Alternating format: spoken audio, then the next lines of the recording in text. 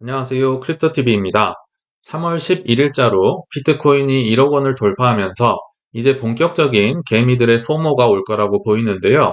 파티 중에서도 크게 오르는 걸 사기보다는 아직도 저평가 코인이 있는지, 그리고 왜 싸게 사는 습관을 길러야 하는지 제 생각을 한번 말씀드려 보겠습니다. 연일 비트코인이 역사를 계속 쓰고 있습니다. 이제는 개미들의 포모 소리가 여기저기서 이미 듣고 계시죠? 뭐 카카오톡이나 블로그나 카페나 여기저기서 개미들이 비트코인 1억 됐대. 뭐 이더리움은 뭐 비싸 안 싸 뭐 이런 거 아마 많이 들어보셨을 겁니다. 업비트에서 이제 비트코인이 1억 원을 돌파를 했었고요. 그리고 공식적으로도 비트코인이 전 세계 시가총액에서 8위에 랭크가 됐습니다. 이제 은마저도 제끼고 위에 비트코인보다 더 시가총액이 큰 자산이 7개밖에 없다. 뭐 공식적으로도 이제 인정을 많이 받고 있죠. 그리고 아마 이 문자 받으셨을지 모르겠는데요. 빗썸이 비트코인 1억을 돌파했다고 하면서요. 단체 문자를 보냅니다. 혹시라도 내가 잊고 있던 비트코인이 있진 않을지 한번 확인해 보세요. 이제 물 들어오니까 노 저어야죠. 그리고 드디어 맘스홀릭 베이비 카페에서 비트코인 하려면 어떤 앱 깔아야 되느냐. 드디어 이런 이제 어, 포모가 오는 이제 글들이 여기저기서 보이고 있습니다.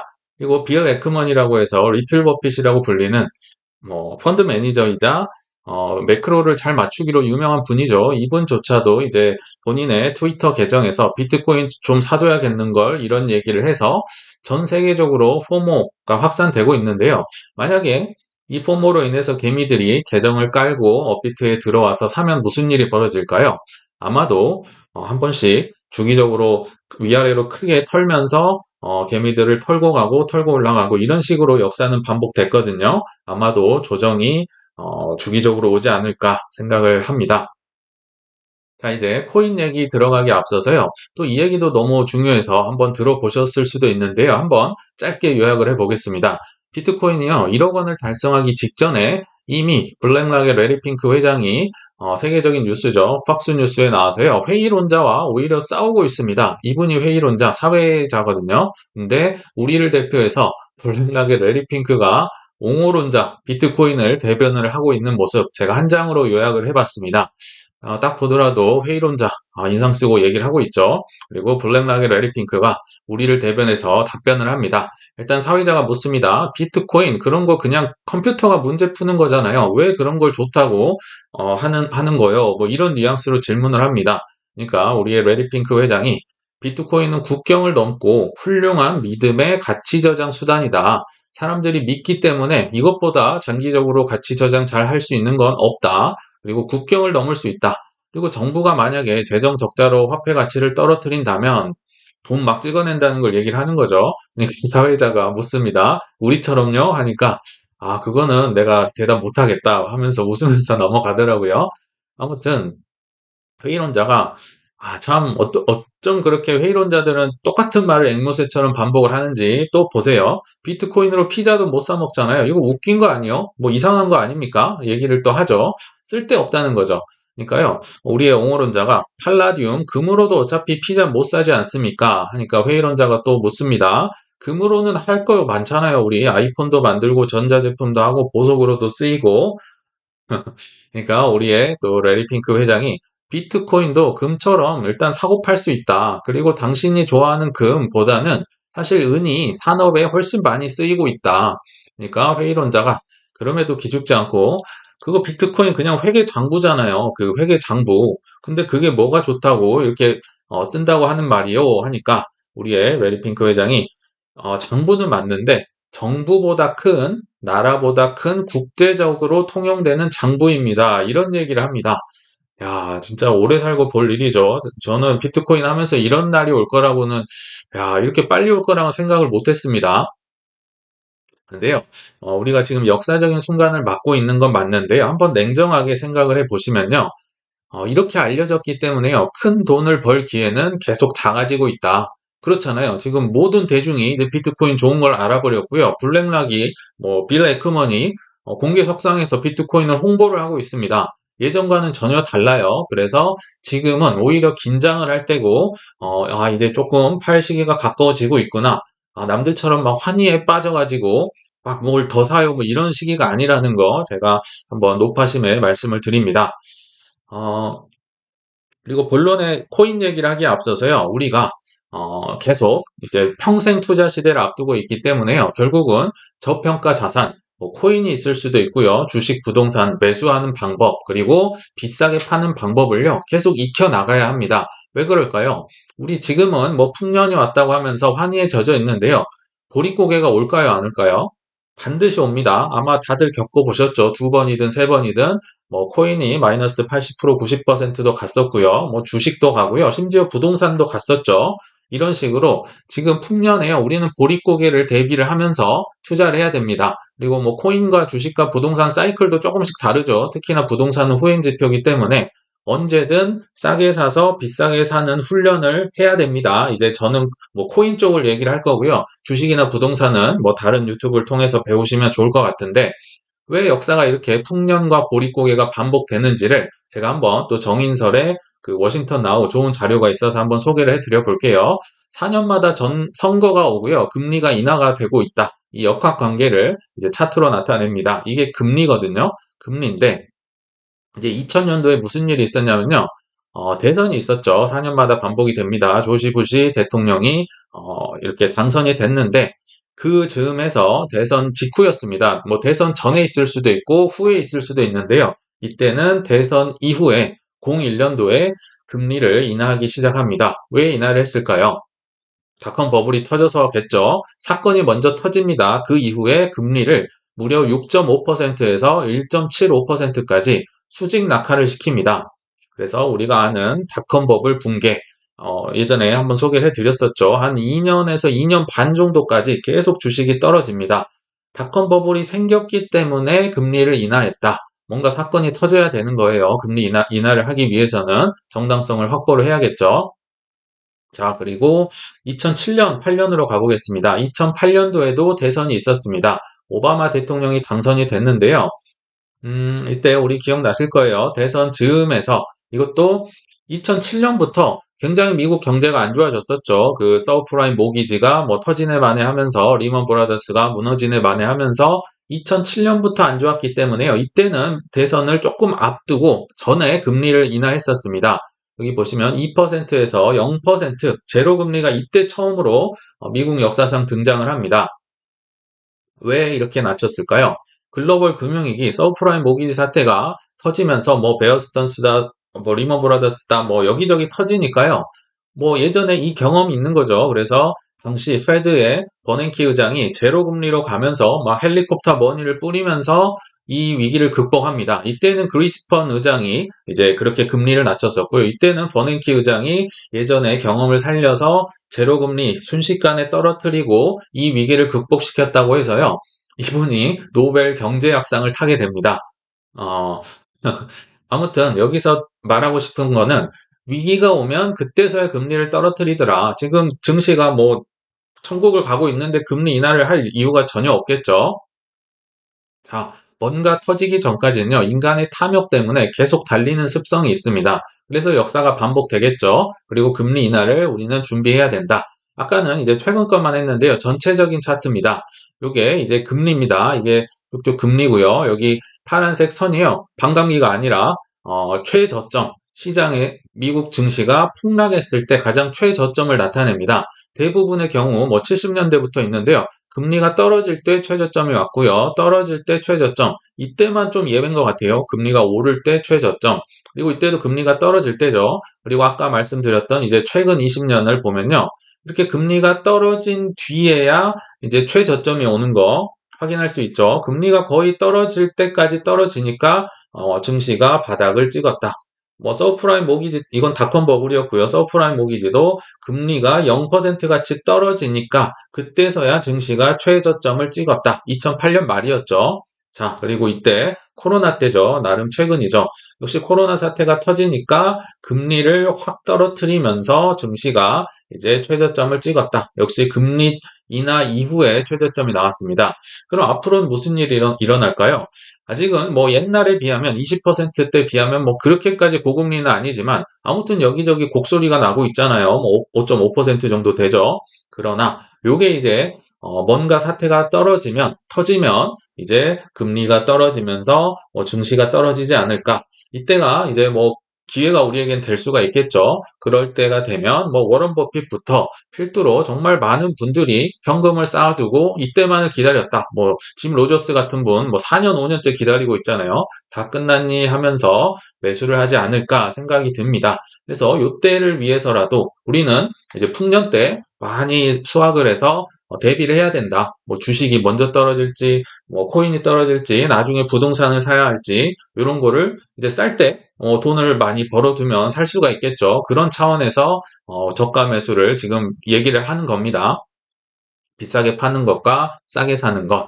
자, 이제 코인 얘기를 한번 돌아와 볼게요. 그러면 기회가 사실은 지금은 많지 않습니다. 워낙 많이 올라 버렸죠. 그리고 3월 7일 날 제가 니어 인공지능 얘기를 하면서 긴급 공지까지 올렸던 니어 프로토콜, 그래프 이런 코인들이 있었잖아요. 근데 이때만 해도요. 별로 안 비쌌어요. 비싸긴 비쌌는데 덜 비쌌습니다. 일단 제가 인공지능이랑 게임 코인을 살 때는요. 원칙이 하나 있었습니다. 그냥 조정이면 위험 감소하고 대충 산다. 왜냐면요. 이미 너무 많이 올랐기 때문에 이거를 예전처럼 막 10%, 20% 기다릴 수가 없더라고요. 막 치고 올라가죠. 그래서 대충 산 것들이 다음날 보면 더 올라 있고 더 올라 있고 하죠. 근데요, 그때 당시 제가 그 기사, AI 코인 니어토컬이 이제 AI가 묻었다고 하면서 이틀간 70% 상승했다. 이 기사를 처음 봤었어요. 이때만 하더라도 그렇게 높지 않았어요. 그러니까 70%는 올랐는데요. 조정을 받고 쭉 내려와서 저는 한 7,500원 즈음에 샀었어요. 샀고 이게 비록 비싸긴 하지만 이제 막 AI 묻은 지도 얼마 안 됐고 GCT였나요? 그 행사도 앞두고 있었죠. 3월 18일에. 그래서 조금 소개를 하면 좋겠다 했는데 이제 바로 날아가 버린 거죠. 제가 이 기사 그 영상을 찍을 때요. 기사는 있었는데 제가 해외 유튜브를 못해도 한 7개 이렇게 보거든요. 하루에도. 근데 그 어떤 유튜브에도요. 한국은 당연하고요. 니어가 AI 코인이어서 그리고 그 AI 행사가 있어서 오를 것이다. 이런 유튜브가 전혀 없었습니다. 그래서 얘기를 했는데 그새 이제 막 터지면서 여기저기 AI 니어 얘기가 나오고 그 엔비디아가 이끈 행사 얘기가 나와서요. 치솟아 버리더라고요. 그래서 올랐다가 또 떨궜다가 다시 올라가고 이거는 사시면 안 되겠다. 이건 절대 싸게 사는 게 아니다. 저조차도 이제 좀 이렇게 70% 오르고 조정이 나왔을 때 샀지 이렇게 올라가는 건 제 성향에는 맞지 않겠더라고요. 그래서 막 공지를 하고 했었는데요. 이 니어 프로토콜을 보고 느낀 생각을 한번 팩트를 체크를 해보면요. 저는요, 싸게 못 산 거는요, 그냥 고이 보내줘야 한다 생각합니다. 이렇게 숱하게 기회가 우리에게 많이 있었잖아요. 저도 이때 못 샀었습니다. 재작년에 그 21년도에 사서 판 적은 있었는데요. 최근에는 못 샀었어요. 근데 저도 이제 나름 비싸게 산 거죠. 근데 더 올라? 이거는 그냥 고이 보내준다. 이런 마인드로 이제 쿨하게 보내줬고요. 단지 이제 보유자들 있죠. 니어도 그렇지만 랜더도 있고 아카시도 있고 패치아이도 있고 여러 가지 비텐서도 있고 AI 코인을 이제 들고 계신 분들은 지금 아마 쿵쾅쿵쾅 하실 텐데요. 좋습니다. 근데 한번 이런 시도는 해봄직할 것 같습니다. 제가 그 행사가 있다고 했잖아요. 여기 GTC 2024 행사가 3월 18일부터 있는데요. 니어의 이 대표님이 그 연설을 하러 나가잖아요. 그 시간은 3월 21일 새벽 3시인 걸로 알고 있습니다. 이게 한국 시간이고요. 미국 시간은 3월 20일 아침 11시 정도 되거든요. 아무튼 20일, 21일 정도 해서 호재가 있는 거죠. 니어가 뭘 발표를 할지 모르겠지만 아무튼 AI 컨퍼런스에 AI 한다고 나가는 거죠. 뭔가 발표를 할 겁니다. 그러면요. 니어를 100%라면 한 5에서 10% 정도는요. 한 급등시에 내가 한번 팔아볼까? 왜요? 딱 호재가 정해져 있는 시기잖아요. 20일, 21일이 넘어가면 니어든 AI 코인이든 아마도 떨어질 가능성이 높겠죠. 이 이후에는요. 발표에 대한 기대감, 뭔가를 보여줄 거라는 기대감, 로드맵을 또 보여준다든지 AI 플랫폼 설계를 한다든지 이런 게 나올 거라고 보기 때문에 급등시에 소액을 한번 매도하는 연습을 해보면 어떨까? 예전에 비체인 발표도 있었죠. 그리고 최근에 엑셀라가 바이낸스 상장된다는 것도 있었고 그런 코인을 어떤 호재, 시기가 정해진 호재를 갖고 있으면 팔아보는 연습을 하셔야만 뭐 24년이든 5년이든 불장 때 이제 덜어내고 나갈 수 있습니다. 그래서 요거는 조금 소액 매도 연습해 보는 건 나쁘지 않다. 보유자에 한해서입니다. 막 새로 사가지고 물리고 이러시면 안 될 거고요. 마지막으로 이 코인들 뭐 AI 코인 뭐 다 포함해서요. 사고 싶다면 이제 GTC 2024 행사가 뭐 끝난 후에 뭐 21일 뭐 언제 끝날 거예요. 행사 후에 뭐 조정이 오겠죠. 그럼 큰 조정이 오면 나중에 사야겠다. 크게 떨어질 때 지금은 이제 막 변동성도 심하고 너무 올라 버렸기 때문에 고이 보내줘야 한다. 이게 개인적인 제 생각이었습니다. 한번 논리를 들어보시라는 차원의 말씀드렸고요. 또 하나 코인 한번 얘기를 들어볼게요. 다 여러분들이 보는 기사에서 보는 겁니다. 생각을 하는 거예요. 자, 이제서야 제 레이더에 포착된 땡땡 코인이 있습니다. 이 토큰 언락, 그러니까 막 매도 물량이 나오는 거죠. 별로 좋은 게 아닌데요. 이 중에서 하나 특이한 코인 하나 뭐 찾으셨나요? 어떤 코인이 좀 눈에 들어옵니까? 야, 저는 눈을 의심했습니다. 아비트럼, 레이어 2로 유명하죠. 덴쿤 업그레이드에 이제 호재도 받고 최근에 가격이 좋았었는데, 야, 언락을 76%를 한다고? 근데 저희 깜짝 놀랐습니다. 뭐 0. 몇 프로, 뭐 5%, 6%까지도 뭐 이해를 할 수 있어요. 근데 76%? 눈을 의심하면서요. 이럴 때는 크로스 체크를 해봐야 됩니다. 이 기사가 맞는지 뭐 여러 군데를 확인을 해봐야겠죠. 그러니까 2월 22일경에도요. 3월 달에 대규모 물량이 해제될 것이다. 뭐 하락이 많이 될 거라고 했는데 하락은 안 왔습니다. 지금 강세장과 맞물리고 덴큰 업그레이드도 있어서 뭐 이렇게 큰 하락은 안 하는데 아무튼 3월 16일 날짜가 맞네요. 그리고 뭐 여기는 76%, 여기는 87%가 뭐 더 심한 물량이 나온다고 예전에 했었네요. 그리고 다른 기사를 찾아보면 또 뭐 80%라는 것도 있고 그냥 대충 80%라고 해보겠습니다. 총 유통량의 80%가 매도 물량으로 나온다. 야, 이런 거는 저는 처음 본 것 같습니다. 뭐 좀 많이 나온다는 건 대략 알고 있었는데요. 물론 아비트럼은 뭐 에어드랍도 준다고 하고 뭐 로빈후드 월렛과 협업도 맺었다고 하고 뭐 덴쿤 업그레이드 등을 통해서 이거를 이제 극복을 해보려고는 할 겁니다. 그래서 강세장이든 뭐 덴쿤이든 여러 가지로 지금 선방 중에 있죠. 여기 이게 이제 아비트럼의 차트인데요. 그렇게까지 큰 하락이 나왔던 거라고 보이긴 어렵습니다. 그러나 아마 뭐 아까 3월 16일이었잖아요. 뭐 그 즈음에서 큰 조정이 나온다면 뭐 싸게 살 기회겠죠. 제가 볼 때 아비트럼, 뭐 옵티미즘, 뭐 폴리곤, 뭐 이뮤터블 X 이런 친구들은 뭐 단기간에 사라지고 이러진 않을 것 같아요. 뭐 어느 정도는 이제 대표 코인들로 자리를 잡았기 때문에 근데 이런 공포에 만약에 지금은 뭐 크게 떨어진 게 아니고요. 만약에 크게 떨어지면 뭐 분할 매수하고 안 떨어지면 안 산다. 이런 마인드로 조금 기다리면 어떨까? 그러면 뭐 남들이 공포에 던질 때 사는 거니까요. 물리더라도 싸게 물리는 겁니다. 그래서 이럴 때 사셔야 된다. 뭐 안 떨어지면 안 산다. 소개를 드렸고요. 나머지들 정말 이제 얼마 안 남은 것 같습니다. 딱히 악재가 없다면요. 뭐 악재가 있으면 뭐 그 코인을 뭐 떨어지면 사면 좋겠는데 악재가 없다. 그러면 덜 오른 코인을 사야겠죠. 근데 이게요. 25년까지는 이제 먹힐 것 같아요. 제가 볼 때. 그러니까 좀 오래 코인 투자를 하신 분들은요. 조금은 수월하다고 하는 게요. 코인들이 어떤 코인은 막 성과를 보여주고 막 이것저것 할 거라고 하는데요. 어떤 코인은 계속 조용하고 오히려 사람들이 욕도 안 하고 뭐 이런 코인들이 있어요. 그러나 25년까지는 뭐 이러거나 저러거나 비트코인이 멱살 끌고 다 올라간다. 라지캡, 미들캡, 로우캡 순으로 결국은 순환이 될 겁니다. 예전 뭐 21년도 그랬고 17년도 그랬거든요. 그래서 기능이 뭐 멀쩡하든 멀쩡하지 않든 이제 덜 오른 코인을 그래도 제가 기능이 멀쩡한 코인들을 좀 몇 개만 더 소개를 해드려 볼게요. 최근에 바이낸스 상장됐다고 해서 제가 뭐 좀 팔았다고 했던 그리고 다시 많이 샀습니다. 엑셀라인데요. 비트코인의 업비트의 BTC 마켓에 있습니다. 비트코인으로 살 수 있는 거죠. 신생 코인이고 뭐 크로스 체인 한다고 하면서 블록체인과 블록체인을 잇는 역할을 하는 뭐 그런 코인이라고 보시면 됩니다. 크게 올랐다가 계속 떨어져서 비록 이제 상장 전 가격보다는 떨어져 있지만 그래도 조금 사도 나쁘지 않을까 개인적으로 생각을 하고요. 그리고 예전에도 뭐 2개월 전, 1개월 전 이제 몇 번씩 뭐 한국에서 언급되지 않은 SNS 대장 코인 그리고 여기는 이제 SNS 코인 2개 뭐 몇 번 얘기를 드렸는데요. 그 중에 하나는 디소 코인이고 하나는 인스펙트 코인입니다. 둘 다 한국에 없습니다. 바이낸스에도 없습니다. 그래서 좀 연세가 많거나 하시는 분들은요, 그냥 참고만 하시면 될 것 같아요. 실제로 뭐 트래블들도 있고 해서 해외 거래소 쓰기가 어렵거든요. 근데 제가 하는 말만 좀 들어보세요. 디소 코인을 사실 우리가 얘기를 더 많이 했었죠. 그 뭐 코인베이스가 투자했다, 뭐 에이스 익스텐지가 투자했다. 근데 ICO 가격, 처음에 샀던 가격이 그런 화려한 벤처 캐피털들도요, 184불인가에 샀고 아직도 38불입니다. 그 화려한 벤처 캐피털들이 죄다 물려있는 코인이 디소 코인이다. 탈중앙화 SNS, 소셜미디어 코인이죠. 근데 이 차트를 보시면요. 이게 올라왔다고 해도요. 정말 지루한 그 횡보, 뭐 조정이라고 할까요? 이게 지금까지도 이어지고 있습니다. 모양이 이런 걸 사셔야 돼요.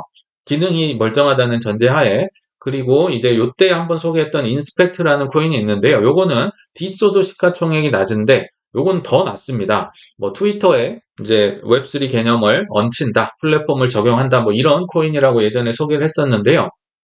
요것도 제가 게이트 IO를 또 쓰거든요. 거기 보시면요. 상장된 이후로 계속 뭐 박스권을 맴돌고 있다가 제가 한 0.19원 달러네요. 0.19달러 정도에 샀었어요.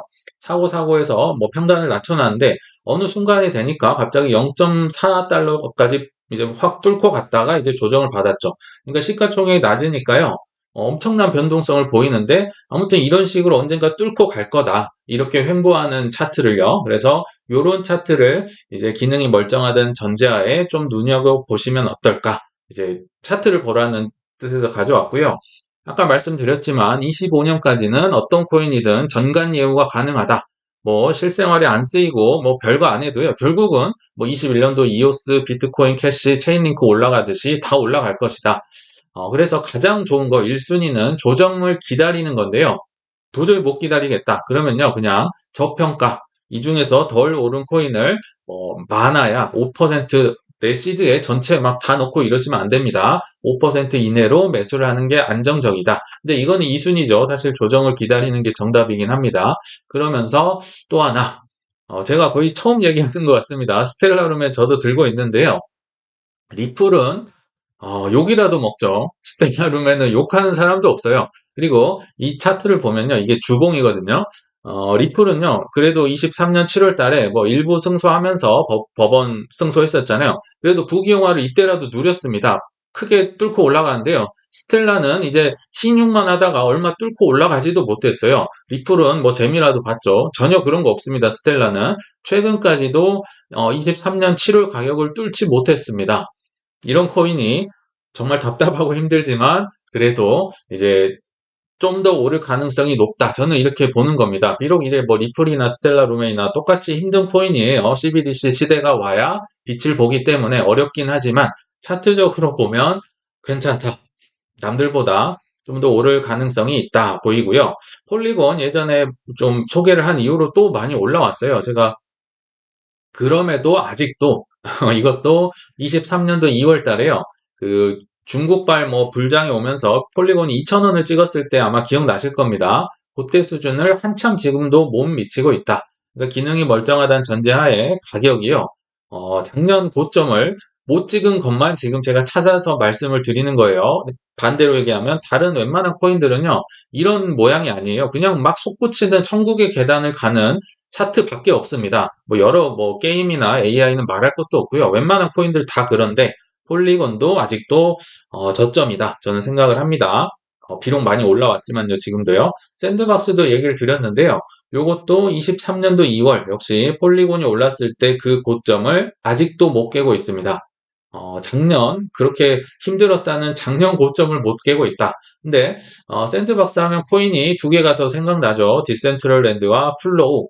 요 세 개가 삼총사인데요. 뭐 메타버스, NFT 삼총사인데요. 이 셋 중에 하나를 산다면 저는 샌드박스를 살 것 같아요. 왜냐면요. 미세하긴 하지만 디센트럴랜드와 플로우는요. 2월 전고점을 다 뚫었습니다. 디센트럴랜드 보면 여기 선을 그어보면요. 그 고점을 뚫고 지금 뭐 차트 보는 분들이 얘기를 하면 이제 여기 지지선을 뚫고 올라왔기 때문에 뭐 매물이 없어서 한동안 간다. 뭐 그런 상황인 거죠. 제가 차트를 그렇게 뭐 좋아하진 않지만요. 그리고 플로우 역시도 비록 뭐 엄청나게 떨어지긴 했지만 작년 고점은 뚫고 빼꼼히 고개를 내밀고 있다. 근데 샌드박스만 아마도 작년에 계속 언락 물량이 풀리면서 매도 물량 때문에요. 계속 눌려 있었던 것 같습니다. 그래서 상대적으로 이 세 개 중에는 조금 덜 올랐다. 이렇게 생각이 듭니다. 그리고 이런 뭐 제가 설명했던 말씀 얘기를 들으면서요. 본인이 또 업비트나 뭐 빗썸이나 이런 데서 저평가 코인이 있는지 차트로 보고 뭐 기능도 한번 확인을 하면서 한번 찾아보시는 것도 도움이 되실 것 같아요. 자, 이제 결론에 왔습니다. 평생 투자 시대가 왔죠. 풍년 때 우리는 흉년을 대비해야 된다. 평생 우리가 해야 될 게요. 코인, 주식, 부동산을 저점에 사서 고점에 파는 훈련을 계속 해야 될 것 같아요. 자, 이제는요, 우리 둘째 아이도 은행이 위험한 줄 아는데요.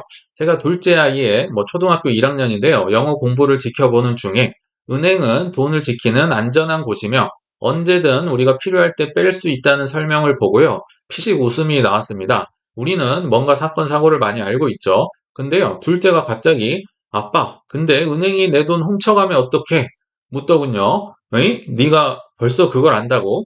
조금 놀랐지만 뭐 그냥 의심스러워서 얘기를 했다고 하더라고요. 그래서 제가 인플레이션 개념을 한 10분 동안 포켓몬 카드를 예를 들어서 설명을 해줬는데요. 이처럼 인플레이션 시대에서는요, 불장 이후에도 코인, 주식, 부동산에 대한 투자가 계속 되어야 하므로 우리는 좋은 자산을 싸게 사서 비싸게 파는 방법을 계속 배우고 연습하시길 바라면서 이만 물러가겠습니다. 시청 감사합니다.